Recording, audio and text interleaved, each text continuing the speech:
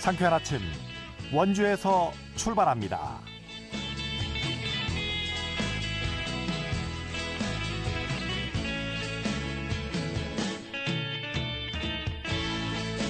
안녕하십니까. 1월 24일 수요일 아침에 인사드립니다. KBS 원주방송국 상쾌한 아침 원주에서 출발합니다. 아나운서 유지철입니다.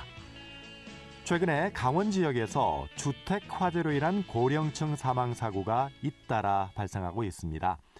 강원특별자치도 소방본부에 따르면요, 지난해까지 3년 동안 강원 지역에서 단독주택 화재로 인해 33명의 사망자가 발생했는데 이 중에 73%가 60대 이상의 고령층이었다고 합니다. 어르신들만 주로 사는 외딴 지역이 늘어나면서 초기 진화와 긴급 대피에 취약한 고령층에 인명피해가 집중된 것으로 분석되고 있는데요. 난방기구 사용으로 인해 언제 어디서든 화재가 발생할 수 있는 겨울철, 어르신들의 각별한 주의가 필요해 보입니다. 강원소방본부도 주택용 소방시설 확대와 함께 화재 예방 캠페인에도 적극 나설 계획이라고 하는데요. 가족 중에 홀로 지내는 어르신이 계시다면 집안에 소화기가 비치돼 있는지, 화재 감지기가 제대로 작동하고 있는지 꼭 확인하시고요. 겨울철 화재와 안전사고에 미리미리 대비하셔야겠습니다. 1월 14일 수요일 상쾌한 아침 원주에서 출발합니다.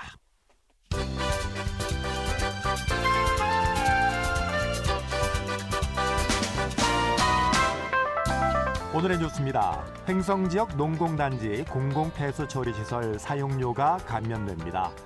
횡성구는 올해부터 지역 내 농공단지 공공폐수처리시설 원인자 부담 비율을 기존의 60%에서 40%로 하향 조정합니다. 횡성군의 이 같은 방침은 경기 침체로 어려움을 겪고 있는 기업들의 경영난 해소를 위한 것인데요. 이번 조치로 생산 활동에 따른 오폐수를 공공폐수 처리장으로 유입하는 지역 내 입주기업 73개 기업이 연간 총 1억 6천만 원의 감경 혜택을 누리게 된다고 하네요. 지난 1일 대형 가스 폭발 사고가 발생했던 평창군 용평면 장평리 인근 지역에서 어제 또다시 가스 누출 사고가 발생해 주민들이 놀란 가슴을 쓸어내렸습니다. 어제 오전 10시 40분쯤 평창군 진부면에 위치한 LPG 충전소에서 가스 누출 신고가 접수됐습니다. 신고가 접수되자 소방과 경찰, 가스안전공사, 평창군청 직원 등이 현지에 나가 응급조치를 취해 가스 폭발 등의 사고는 발생하지 않았다고 하네요.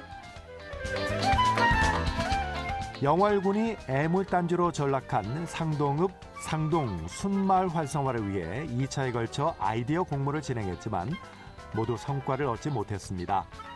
영월군은 지난해 10월 2천여만 원의 상금을 내걸고 건축사 면허증 소지자를 대상으로 숲피움 등 기존의 시설을 활용한 창의적인 마스터플랜 구상 공모를 진행했지만 한 건의 신청도 접수되지 않았습니다.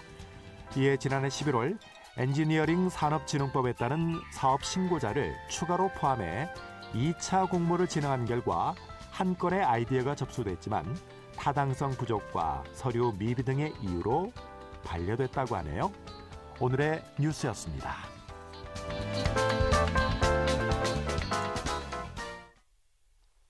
상쾌한 아침 원주에서 출발합니다. 듣고 계신 시각 8시 35분 향하고 있습니다.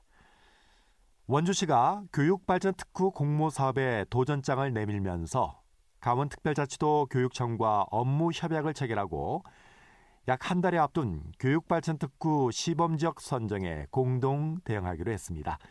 이 내용을 원주시청 자치행정과의 서지영 교육지원팀장을 연결해서 알아보겠습니다. 팀장님 안녕하세요. 네, 안녕하세요. 네, 반갑습니다. 원주시와 도교육청이 업무 협약을 체결해서 교육발전특구 시범지역 공모에 나섰는데 우선 이 교육발전특구에 지정이 되면 이 원주 지역 발전에 어떤 이점이 있을까요? 네, 먼저 교육발전특구가 무엇인지부터 좀 설명을 드려야 할 것 같은데요. 네. 교육발전특구는 지역 내 관계기관들이 원주시 같은 경우는 원주시 교육청, 대학, 공공기관, 기업체들이 협력하여서 지역 발전을 목표로 교육을 혁신하고 지역 인재 양성에서 지역의 정착까지의 일련의 과정들을 관계 기관들이 협업 과정을 통해서 종합적으로 지원하게끔 도입한 정책입니다. 네. 그리고 현재 공모 중인 사업은 시범 사업으로 진행 중이고요. 그리고 우선 특구 지정 시 3년간 연간 30억에서 100억 가량의 재정 지원과 교육에 필요한 관련 특례를 받을 수 있게 되어서 질적, 양적으로 향상된 공교육 혜택을 원주 지역 전체가 받을 수 있게 됩니다. 네. 예, 이러므로 원주 지역 인재들의 유출을 방지할 수 있고 이 인재들이 지역의 여러 산업 분야에서의 활약을 하게 되면 지역 성장 발전에 큰 영향을 미친다고 볼 수 있겠습니다. 또 유아기피 돌봄부터 초중고, 대학교의 양질의 교육과 지역 안에서 정주를 위해서 필요한 양질의 일자리까지 창출할 수 있는 기반이 마련되어서 아이 키우기 좋은 원주, 그리고 좋은 일자리가 많은 원주를 만들 수 있습니다. 이 또한 지역 성장의 큰 원동력이 되는 주요 요인들로 보다 살기 좋은 도시로서의 성장을 기대할 수 있겠습니다. 네. 이게 교육발전 특구라는 게 대통령 직속의 지방시대위원회, 네. 교육부가 함께 추진하는 사업이군요. 네. 네. 그래서 지자체와 교육청이 대학이나 산업체, 공공기관, 이 각 지역 기관과 협력해서 지역 인재들이 지역에서 좋은 교육을 받고 또 네. 행복하게 또 정주할 수 있는 기반을 마련하기 위한 지역 살리기 정책이다 이렇게 소개가 되어 있는데 네. 공모 발표가 올해 2번 진행이 되는군요. 네. 3월과 7월인가요? 네. 네. 네. 그럼 만약에 3월 공모 선정에서 탈락하게 되면은 7월 네. 다음 공모에 네. 또 다시 도전할 수가 있는 건가요? 네. 네. 다시 도전할 수 있고 네. 지금 저희가 1차 공모가 현재 진행 중으로 2월 9일까지 이제 신청이 마감이 됩니다. 저희가 지금 열심히 공모 선정을 위해 노력을 하고 있습니다만 만약에 아쉽게 3월 공모 선정에 탈락을 하면 사업 계획을 좀 더 보완해 5월 1월 공모에 신청을 할 수 있게 됩니다. 네, 네. 지금 전화 연결 상태가 좀 좋지 못한데요. 네. 네. 다시 한번 전화를 해주시든지 네. 아니면은 좀 천천히 말씀을 해주시면 청취자분들이 청취를 하시는데 좀 좋겠습니다. 네. 원주시가요. 네. 만약에 이 교육발전 특구에 지정이 돼서 시범 운영이 된다면 이 원주 지역의 실정에 맞는 교육 정책을 자율적으로 마련할 수 있다고요? 네, 네. 그러면 원주시에서 어떤 교육 발전 전략, 자율적인 교육 발전 전략을 지금 현재 마련하고 있는 건가요? 네. 이번에 저희가 교육발전 특구 사업을 이제 준비하면서 느낀 점은 우리 원주시가 활용할 수 있는 인프라가 정말 우수하다는 것입니다. 먼저 도내 최대 인구수를 보유하고 있고 편리한 교통 인프라, 그리고 의료기기 분야와 반도체 산업 등 여러 미래 신산업 기반이 튼튼히 만들어지고 있고요. 관련 산업 발전에 대한 연구 수행을 할 수 있는 6개의 대학도 위치해 있습니다. 이처럼 여러 분야의 우수한 인프라를 가지고 있고 여기에 더해서 원주시는 혁신도시와 기업도시를 동시에 유치한 전국 유일의 도시입니다. 이러한 여러 우수한 기반과 함께 원주시에서는 전략적으로 추진하고 있는 첨단 산업 분야의 성장을 위해서 관련 학과가 있는 대학교와 그리고 원주시 교육청이 연계하여 생애 전 주기적 AI 교육을 실시하는 한편 여기에 더해 반도체와 의료기기 산업 분야, 산업체와의 연계 사업을 추가하여 해당 분야의 인재를 전문적으로 육성하고자 합니다. 또 혁신도시의 이전 공공기관들과 함께 지역인재 발굴 프로그램을 강화하여 맞춤형 지역인재를 양성하고 공공기관의 지역인재 채용 범위를 확대할 수 있는 제도 개선으로 지역 내에서 정주하는 공공기관들의 직원들의 수를 증가시켜 혁신도시의 정주 인구수 증가와 함께 지역의 성장도 기대해 볼 수 있겠습니다. 그리고 자립형 공고, 그다음에 협력형 특성화 고등학교와 같은 혁신학교들을 설립하여 공교육 틀 내에서의 지역 교육력을 높이고 인재를 양성하고자 합니다. 네. 그리고 마지막으로 유아동들의 안정적 성장을 위하여 가장 기본이 되는 유아 초등 돌봄을 빈틈없이 실시하여 원주를 아이 키우기 가장 좋은 도시로 만들어 인구 소멸 위기에도 대응하고자 합니다. 네. 말씀해 주신 대로 원주는 이 혁신 도시와 기업 도시가 네. 함께 자리를 잡고 있고 또 공공기관, 기업체, 또 대학도 6개 네. 대학교도 있고 네. 이 교육발전 특구로 지정될 수 있는 아주 좋은 조건을 갖추고 있는 그런 복합 도시인데요. 네. 자, 근데 이제 그렇다면은 이게 유아부터 초중등 교육, 대학 교육까지 연계해서 네. 공교육만으로 우수한 네. 지역의 인재들을 계속해서 육성하겠다 이런 계획인데 그렇다면은 네. 사립학교들, 우리 원주 지역 내 네. 사립학교들은 이 교육발전 특구 대상에서 제외가 되는 건가요? 지금 원주시는 저희가 특구 운영을 하게 되면 원주시 지역 전체를 교육발전 특구로 신청을 합니다. 물론 특구 지정 시 사립학교도 공립학교와 추진사업에 따라서 같은 조건들의 교육 지원을 받을 수 있게 되겠습니다. 아, 그렇군요. 네. 네.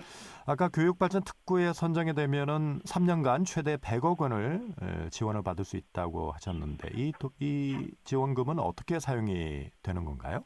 네. 저희가 특구 신청 단계에서는 말씀드리기 좀 조심스러울 수도 있지만 네. 특구 지정 시 한 30에서 100억 정도의 지원을 받게 되는데요. 다시 한번요. 잘 안 들렸는데요. 네. 특구 지정 시 이제 운영을 하게 되면 연간 30에서 100억 정도의 지원을 받게 되는데요. 네네. 네, 우선 원주형 통합 돌봄 체계를 구축하고 교육청의 돌봄 체계인 늙음학교를 좀 지속적으로 확충을 하는 사업, 그리고 미래 산업 인재 육성의 근간이 되는 AI 인재 양성 프로그램, 반도체 산업과 의류 AI 반도체 산업에서의 인재 양성 등 이런 부분으로 원주시 전략산업 성장에 힘을 좀 실어주려고 합니다. 그리고 특구만이 지정되고 운영하게 되면 이런 사업들을 다시 면밀히 검토를 해서 효율적으로 사용할 수 있도록 그렇게 할 계획입니다. 네. 자, 강원도 내에서 이 춘천과 화천도 도교육청하고 교육발전 특구 업무 협약을 맺었다고요? 네.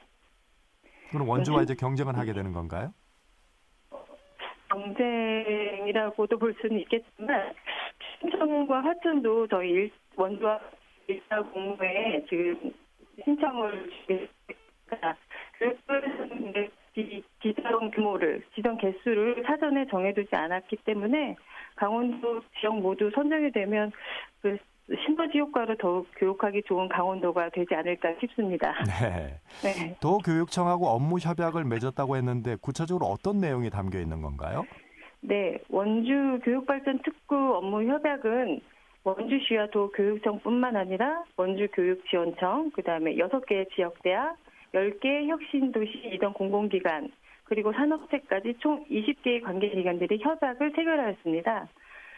각 협약 기관들은 원주 교육발전 특구의 운영과 교육발전 전략에 대한 공동연구, 지역인재 양성 혁신 시스템 구축 방안, 공교육 분야 연계 지원 확대 방안, 그리고 지역 균형 발전과 지역 정주 여건 개선 방안까지 교육과 관련된 여러 과제들을 함께 풀어나가자는 내용으로 보시면 될 것 같습니다. 네.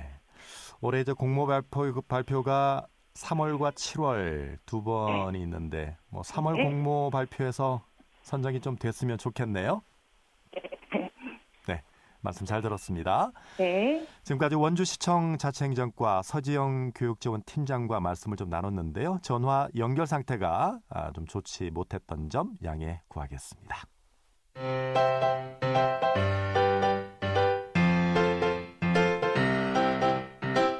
KBS 원주방송국이 유튜브 다시 듣기 서비스를 실시합니다. 매일 아침 강원 영서남부권의 뉴스와 정보를 전해드리는 상쾌한 아침 원주에서 출발합니다는 KBS 원주라디오 유튜브 채널을 통해 다시 들을 수 있습니다.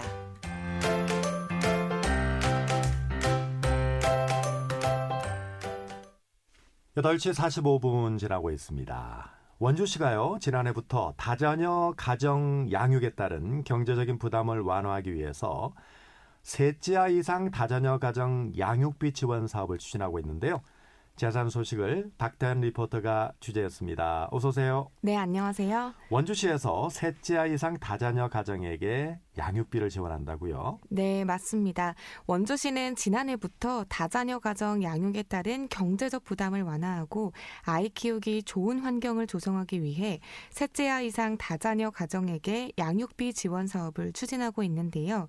3명 이상 자녀를 양육하는 가정을 대상으로 연간 60만 원의 양육비를 지원하는 사업입니다. 올해 셋째 아이 이상 다자녀 가정 양육비 지원 대상은 소득 재산에 관계없이 양육자와 함께 원주시에 거주하고 있는 8세에서 15세로 2009년부터 2016년 사이에 태어난 셋째 아이 이상 다자녀입니다. 다만 잦은 타시군 전출입으로 인한 중복 지급을 방지하기 위해 지난해 셋째 아이 이상 다자녀에게 연 1회 60만 원을 한 번에 지급하던 방식을 1인당 분기별로 1회 15만 원씩 연 최대 4회 총 60만 원 지급으로 변경했습니다. 자세한 내용 원주시 보육아동과 아동정책팀 안병석 팀장 이야기 들어보겠습니다. 셋째 아이 이상 다자녀 가정 양육비 지원 사업은 2003년 1월 제정된 원주시 다자녀 가정 양육비 지원 조례에 따라 추진하는 사업입니다. 3명 이상의 자녀를 양육하는 가정을 대상으로 연간 60만 원의 양육비를 지원하여 경제적 부담을 완화하고 아이 키우기 좋은 사회적 환경을 조성하기 위한 사업입니다. 지원 대상은 소득 재산에 관계없이 양육자와 함께 원주시에 거주하고 있는 8세에서 15세 아동으로 2009년부터 2016년 사이에 태어난 셋째 아이 이상 다자녀입니다. 양육비는 아동의 양육자가 매년 1회 주소지 읍면동에 신청하시면 분기별로 거주 여부를 확인한 후 15만 원씩 총 4회에 나누어 지원할 예정입니다. 네, 소득과 재산에 관계없이 셋째 아이 이상 다자녀에게 연간 60만 원을 지급한다는 내용인데요. 신청 기간이 따로 있을까요? 네, 양육비 신청은 아동의 양육자가 거주하시는 주소지 읍면동 행정복지센터로 방문해서 신청하시면 되는데요. 신청을 하시면 분기별 거주 여부를 확인한 후에 15만 원씩 총 4회에 나눠서 지원할 예정입니다. 원주시에서는 원활한 사업 추진을 위해서 다음 달 23일까지 25개 읍면동에서 집중 신청 기간을 운영하는데요. 셋째 아이 이상 자녀를 양육하고 있는 가정에서는 잊지 마시고 꼭 신청하시기 바랍니다. 네, 이외에도 원주시에서는 다양한 출산 장려 정책을 펼치고 있다고요? 네, 원주시에서는 다자녀 가정을 위한 양육비 지원 외에도 출생 축하금, 아동수당, 육아기본수당, 첫 만남 이용권, 가정 양육수당, 부모급여 등 다양한 지원을 하고 있습니다. 앞서 말씀드린 지원들은 모두 중복 신청이 가능하고요. 소득분이 상관없이 아이를 낳게 되면 아이 나이와 조건에 따라서 드리는 지원금입니다. 이어서 시민분 이야기 들어보시죠.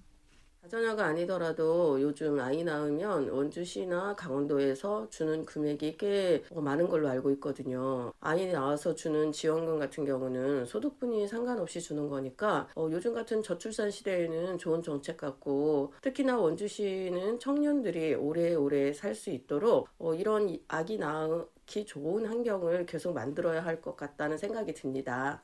네, 청년들이 오래오래 원주에 살 수 있도록 이렇게 장려금을 많이 좀 지급하는 것이 필요하다, 이런 시민들의 인터뷰였는데요. 이 강원도는 특히나 다른 지역에 비해서 저출산, 이 고령화 문제가 특히 심각한 곳이잖아요. 네. 그런데 현재 원주시에서 다양한 출산 장려 정책 펼치고 있으니까 이 원주가 아이 키우기 좋은 지역으로 좀 거듭나기를 기대해 보겠습니다. 네, 원주시에서는 앞서 말씀드린 직접적인 경제적 지원 외에도 어린이집을 이용하는 아이들이 쾌적한 환경에서 보다 나은 보육 서비스를 제공받을 수 있도록 보육 환경 개선 사업과 특별활동비 지원 사업 등 다양한 사업을 추진하고 있는데요. 아이를 키우고 계신 원주 시민분들은 아이에게 해당되는 정책이나 양육자에게 해당되는 정책 꼭 확인하셔서 지원 받으시기 바랍니다. 네, 오늘 소개해 주신 다자녀 가정 양육비 지원 외에도 출생 축하금, 아동수당, 육아기본수당, 또 첫 만남 이용권이라는 것도 있네요. 네. 첫 만남 이용권, 가정 양육수당, 또 부모급여, 정말 다양한 지원을 하고 있으니까 이런 정책들 잘 챙겨보시기 바라겠습니다. 잘 들었습니다. 박다현 리포터였습니다. 네, 감사합니다.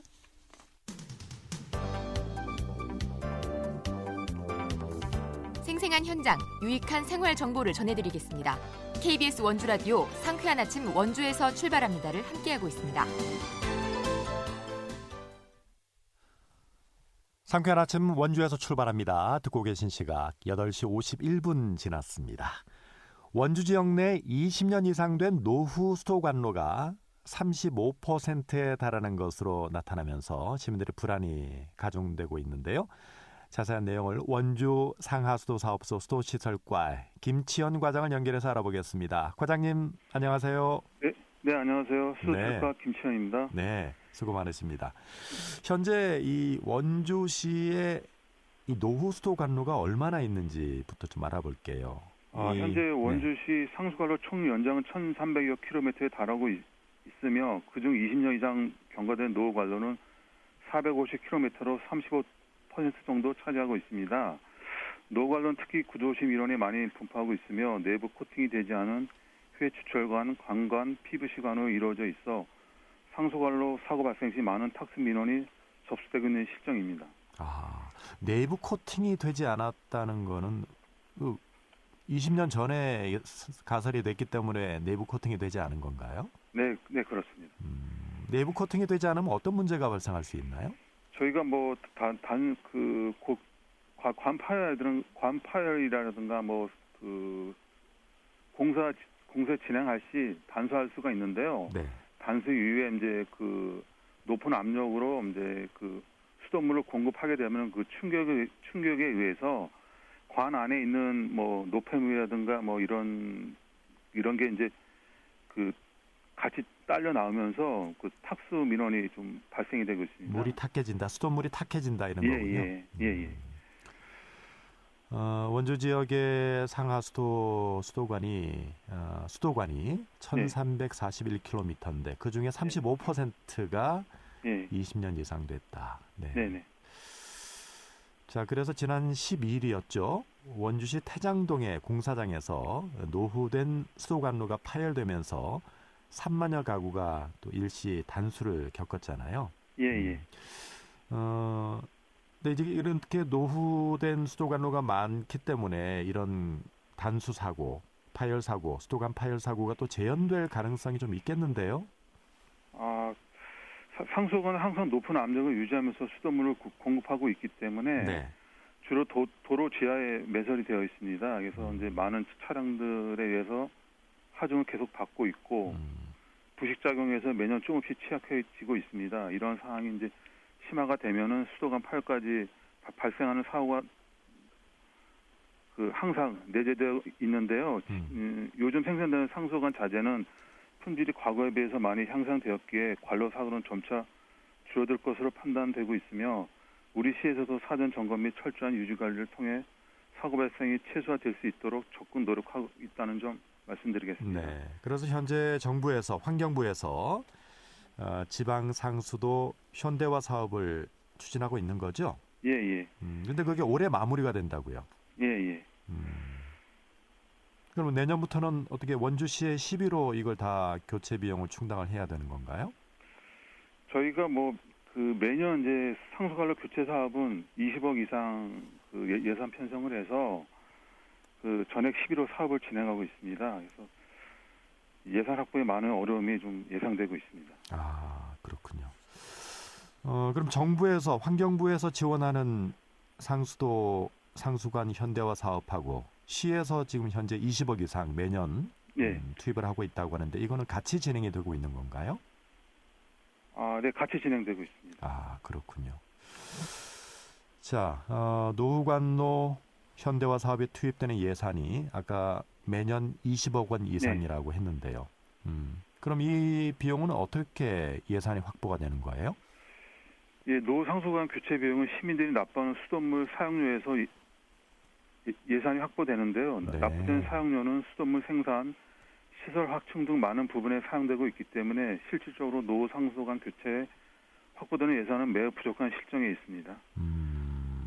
그러면 주로 이제 시민들이 납부하시는 수돗물, 상수도 요금으로 이제 충당이 되는데 그걸로는 부족하다. 예. 그럼 나머지 비용은 다른 시비로 충당이 되는 거군요. 네, 맞습니다. 자, 이 노후관 교체 공사가 언제쯤 끝나게 될까요? 올해 말에는 끝나게 되나요? 네, 올해 12월 준공 예정에 있습니다. 준공이라면 완전히 끝나는 건가요? 예, 맞습니다. 올해. 그러면 원주시 전체의 노후 소관로가 다 교체가 되는 건가요? 그런 사항은 아니고요. 올해 네. 이제 12월 달에 준공이 되더라도 이제 봉산동, 태장동, 행구동, 원주 구배수직 급수구역만 노후 상소관이 정비되는 것이고요. 네. 이외 구간에 대해서는 우리 시 자체 예산으로 아까 말씀드렸지만 매년 20억을 투입하여 연간 약 10km 정도 노후관 교체를 추진을 하고 있습니다. 그런데 네. 20년 이상 노후 관로도가 교체 정도에 비해 매년 증가함으로써 네. 원주시 자체 예산만으로는 교체하기에는 상당히 어려운 실정이 있습니다. 그렇군요. 이 노후된 수도관로 교체 공사가 빨리 좀 마무리됐으면 좋겠습니다. 오늘 말씀 잘 들었습니다. 네, 고맙습니다. 원주 상하도 사업소 수도시설과의 김치현 과장과 말씀을 나눴습니다. 저는 내일 아침 8시 30분에 다시 뵙겠습니다. 안녕히 계십시오.